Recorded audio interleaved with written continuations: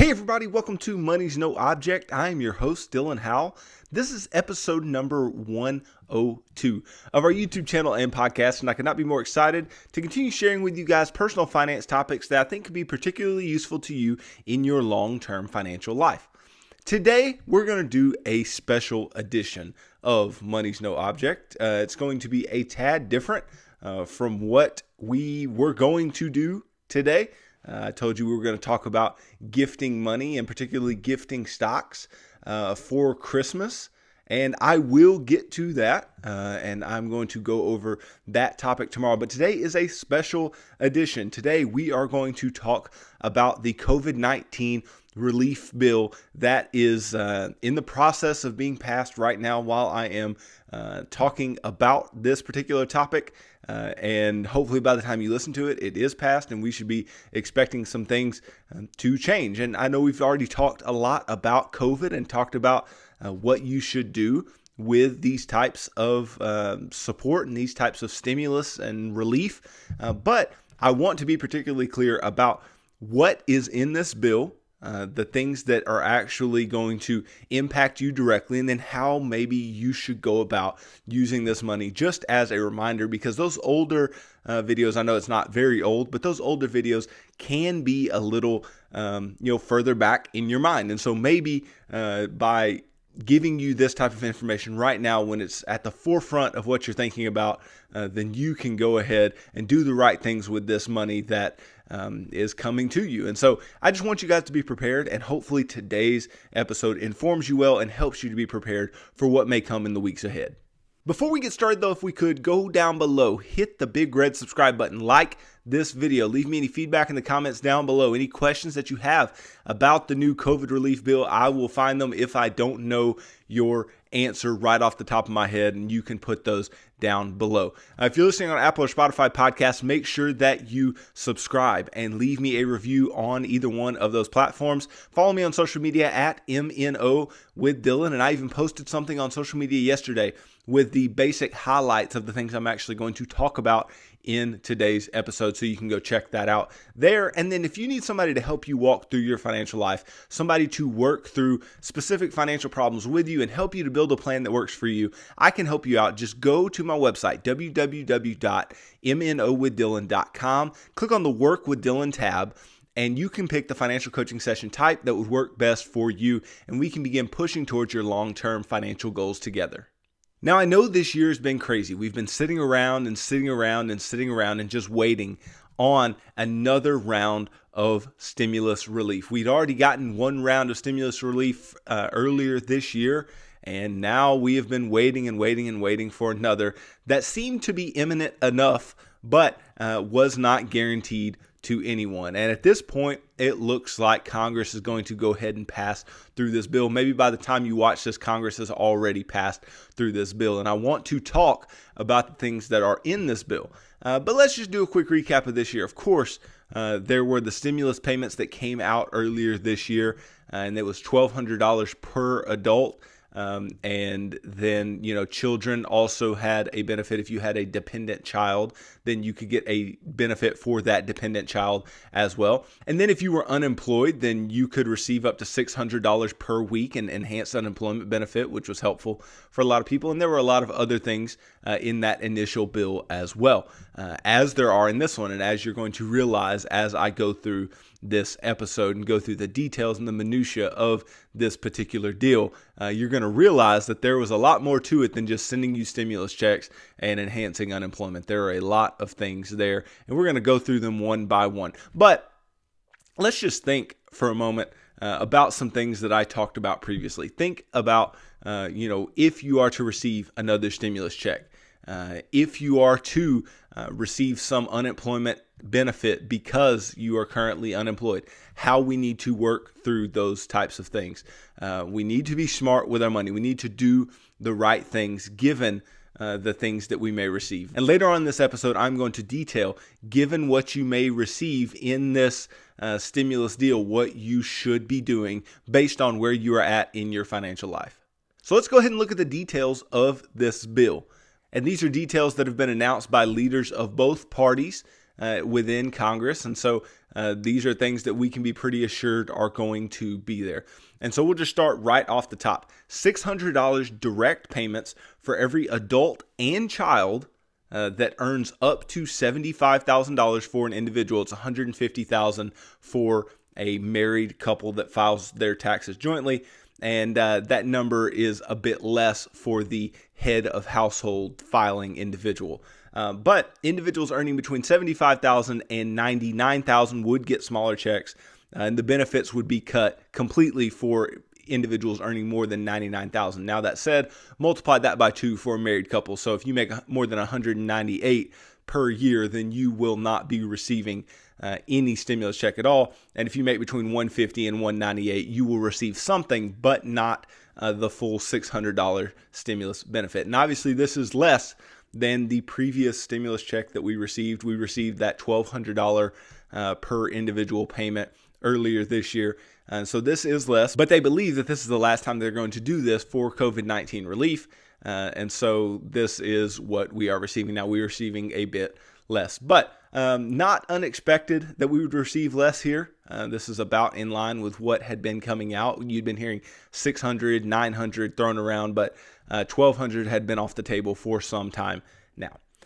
Now, beyond that, the enhanced unemployment benefits are back as well. They agreed to extend enhanced unemployment benefits for jobless workers who will receive up to $300 per week through mid-March. So it's 11 weeks long.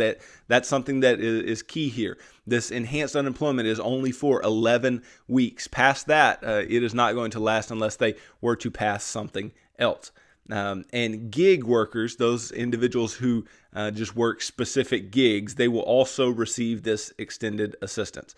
So again, this is not as much as what it was in the initial COVID relief bill, where it was $600 in that enhanced unemployment benefit, but they have bumped it up again. And you got to think, with $300 per week, that's an extra $1,200 per month between now and March for those who are unemployed. So that'll be a great benefit for those of you guys who have struggled with your job, struggled with your employment this year, and maybe you can get on some firm foundation given that extra $300 per week. So that will be useful to you. And then past that, there is also rental assistance. So if you rent, this bill includes $25 billion to help families pay their rents, and it extends the eviction moratorium now in effect until January 31st. So it extends this moratorium that was already set in the original bill for the end of the year. They extend that moratorium on eviction until January 31st. So if you are behind on your rent, or you aren't able to pay your rent, or things like that, this can help you out. But just know January 31st, the moratorium on evictions is going to end. So even though that money is still there to help individuals, that moratorium ends and people can be evicted again for lack of payment. Then there's also SNAP assistance. And so SNAP is the Supplemental Nutrition Assistance Program. So this is for lower income individuals or individuals who are out of work and buying food and things for their kids and things like that. So this is said to provide an extra $13 billion towards SNAP. So this particular bill will provide an extra $13 billion towards SNAP. And so that makes sense. And so if you have one of those types of benefits, more money is coming that way as well. And so those are the major individual benefits. So those are the major benefits that are for the person, the one individual. Now, there are also several things that are on a broader scale and things that can help businesses. And so let's look at some of those as well. So there is going to be small business help in this bill. The agreement includes somewhere around $284 billion to extend the Paycheck Protection Loan Program to help fund it again, because that was set up with the initial bill that was out earlier this year, the Paycheck Protection Program, to where small businesses could take these Paycheck Protection loans, pay their employees with these loans, and if they were to follow the guidelines of the federal government on giving them this money, then they could not have to pay the money back. It would be forgiven. So $284 billion in paycheck protection loans. And it's also said that they expanded the eligibility for the loans to include nonprofits and local newspapers, along with TV and radio stations. So I guess those were omitted in the initial bill. And then there's also $15 billion that is going to be reserved for live venues, independent movie theaters, and cultural institutions. And all of those have obviously been struggling in this pandemic environment. So money will be going there as well. Then there's also child care centers. According to one summary of the plan, the measure includes $10 billion for child care centers to help providers safely open those centers. And that's a big deal too, because obviously parents have been trying to get back to work, and it's hard if you have young children and their child care center is closed. You can't get back to work. You can't go to work when you have to keep your child at home. So it's a very difficult thing there. So that's a little bit of small business help. Then obviously there is stuff for the vaccines in this bill as well. And the agreement includes some $68 billion to purchase and distribute COVID-19 vaccines. And it will help states to also conduct testing. According to the Republican summary, it says that $20 billion of that funding will make the vaccine available at no cost for anybody who needs it. So that is a very, very big benefit, given that these vaccines are beginning to be given to individuals throughout the country. So giving it to people at no cost, big deal in eradicating this disease. Then past that, so there's vaccines. Then also there's $7 billion to help increase access to broadband internet, which I guess can also be useful in the fact that a lot of people are working from home and students are being forced to have school at home. And so having that access to internet is a very big deal for them as well. Then also there are some other things in this bill that maybe make a little bit of sense, but they're a bit more outside of the realm of what you think should be within this bill. So one that I looked at was transportation aid. So the lawmakers agreed to provide $45 billion in transportation-related assistance. And so what this included was about $16 billion for airlines. So we obviously know that airlines have been hit hard in this pandemic, and they have struggled. They haven't been able to run at full capacity. And in not being able to do so, then what we've had is these airlines struggling. And so they're going to get $16 billion, and that is to pay for the salaries of workers and contractors. And they are also being forced to bring back furloughed workers. They're being forced to at least call them back and try to bring back the furloughed workers. And so that is also a very big deal for the airline industry. And there's $14 billion for mass transit agencies. There's $10 billion for highways and another $1 billion for Amtrak. And so those are just a couple things that are transportation related who have no doubt been impacted by COVID, but that's not necessarily what we're thinking about when we're thinking about this particular relief package. This bill also includes $82 billion in funding for schools and universities to assist in reopening, and that includes, according to the Republican summary of the bill, $2.75 billion for private K through 12 education. So that's there as well for the school systems. And then agriculture is also getting some help in this bill. There's some $13 billion in a measure for farmers and agriculture, including money under the coronavirus food assistance program for growers and livestock, dairy, and poultry producers. So there's some things going on there, because obviously the supply chain for food, the supply chain for getting fresh meat, fresh dairy products, things like that, was extremely heavily impacted by COVID-19 as well. And so some money is going there. Now, a couple last things that we know here is that this particular bill includes a provision that ends surprise medical billing. And so Republicans say that patients would be required to receive a true and honest cost estimate 3 days before any scheduled procedure, and that billing disputes would be subject to arbitration. So just something extra that they throw into this bill. And then lawmakers also included a provision sought by President Trump that makes the cost of meals a deductible business expense. So again, another weird one that gets thrown in there. And I'm sure there's a lot more that is in this bill, but those are the big highlights. Those are the things that we know. Those are the things that we have seen are likely going to be included.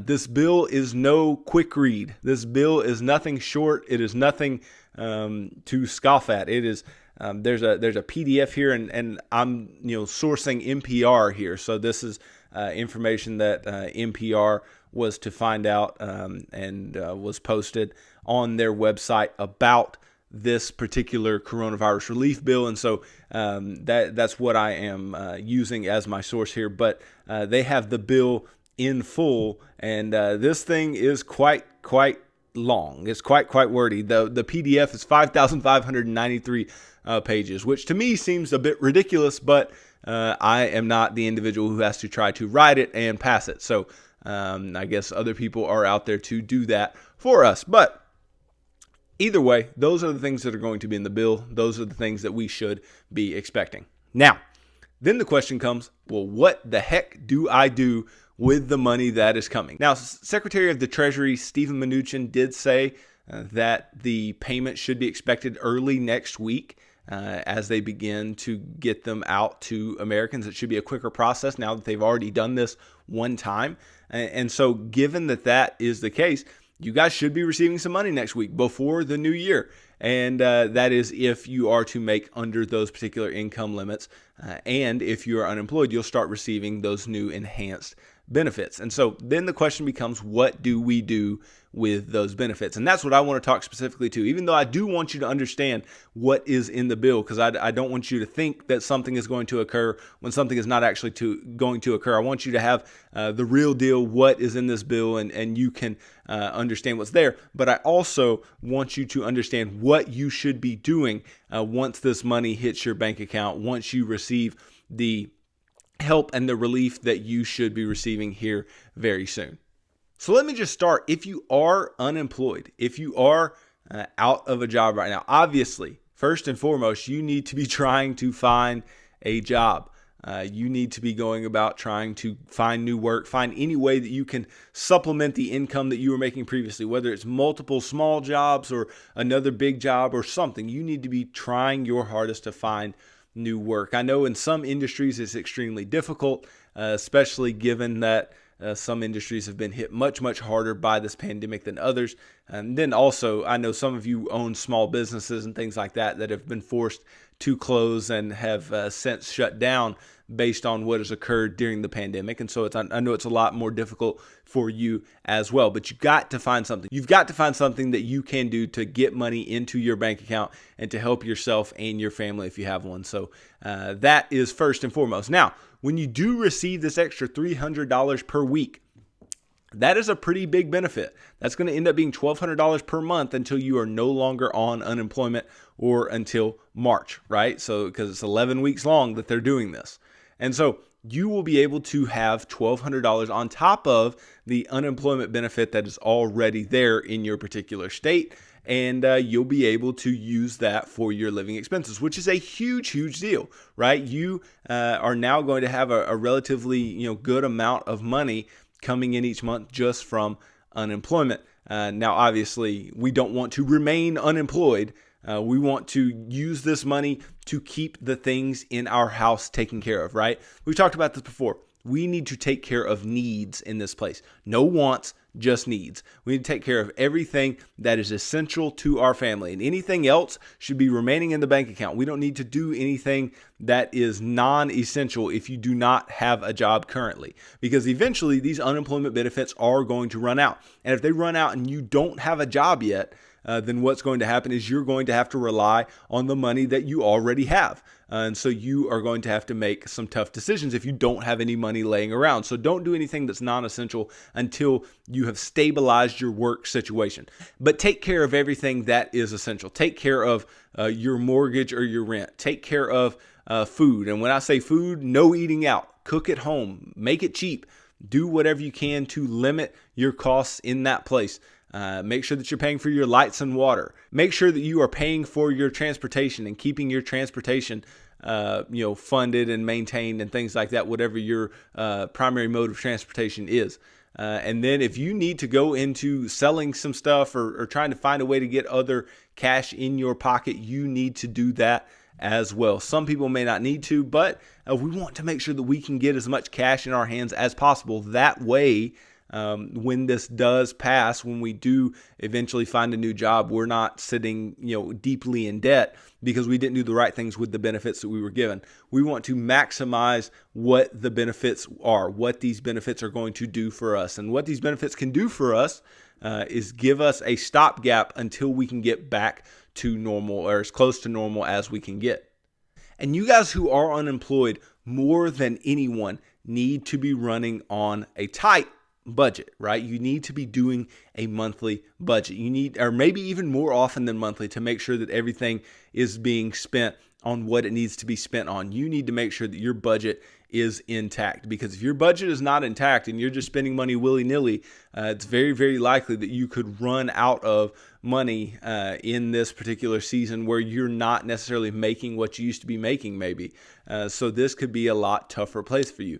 But take advantage of this until you do find a job. Take advantage of this unemployment benefit. And then once you've taken the benefit, once you've found new work, then take the work and go get after it. Go start rebuilding your financial life. And hopefully your financial life is not too torn down from this. Some of you have been unemployed for a while, and so I know you're in a little different place. But if you have just lost a job or something like that, then it's going to be a lot easier for you to rebound, because these things are going to help you to stay on top of your game. But if you've been unemployed for a while, you need to use this money to try to catch up and try to get back to square one, and then you can start doing some other things with it. But use this money for all the right reasons. Don't go and blow it. And then obviously we're all going to be getting the stimulus checks, right? Those who make under a certain amount are going to get these stimulus checks. And that is most working age Americans will be receiving that amount of money. And if you are receiving this amount of money and you are still working, then fantastic, right?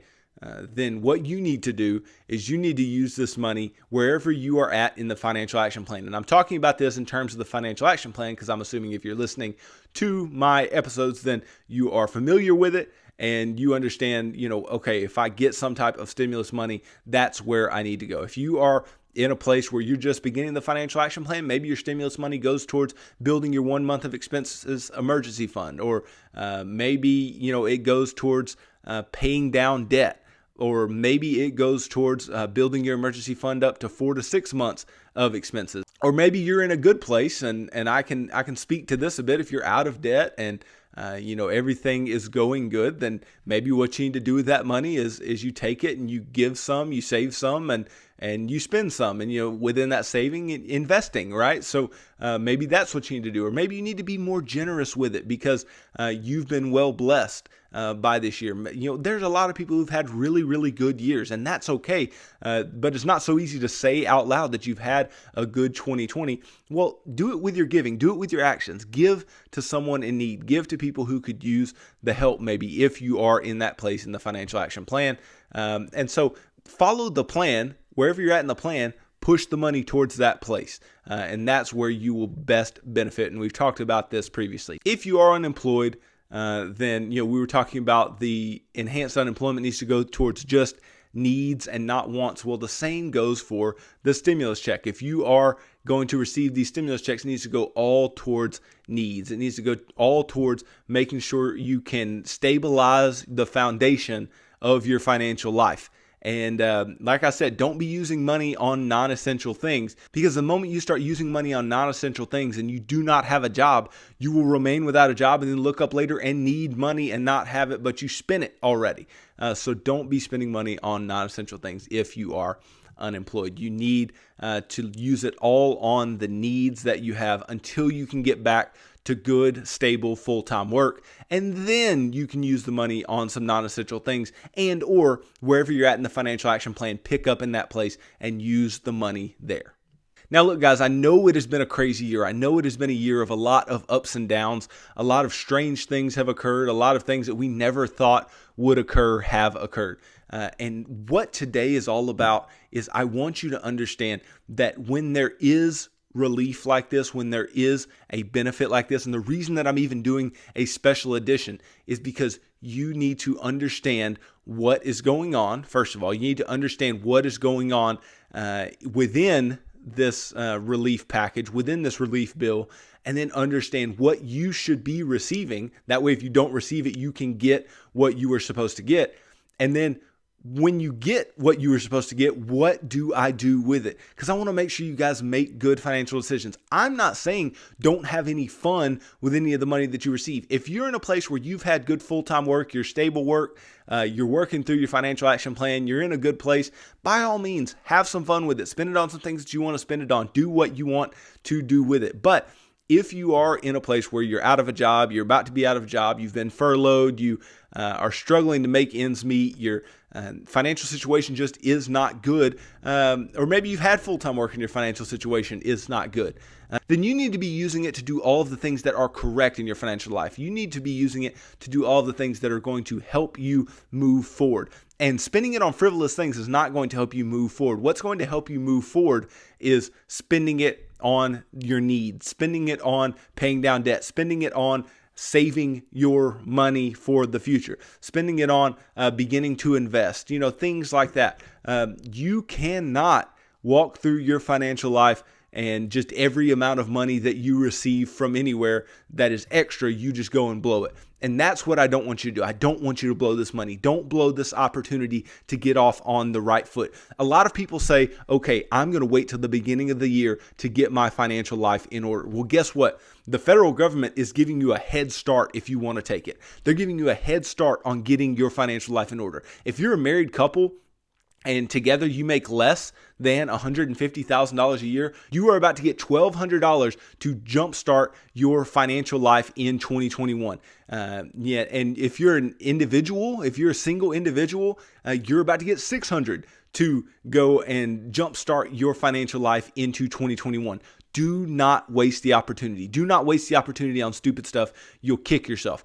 Do what is right with the money. Do what is responsible with the money. Okay. And again, if you're in a good place, by all means enjoy. But if you're not in a good place and you know you are not in the place that you want to be in, use it for the right things. Use it for the things that are going to push you forward in your financial life. You'll be so much more grateful after all this is over that you decided to do that.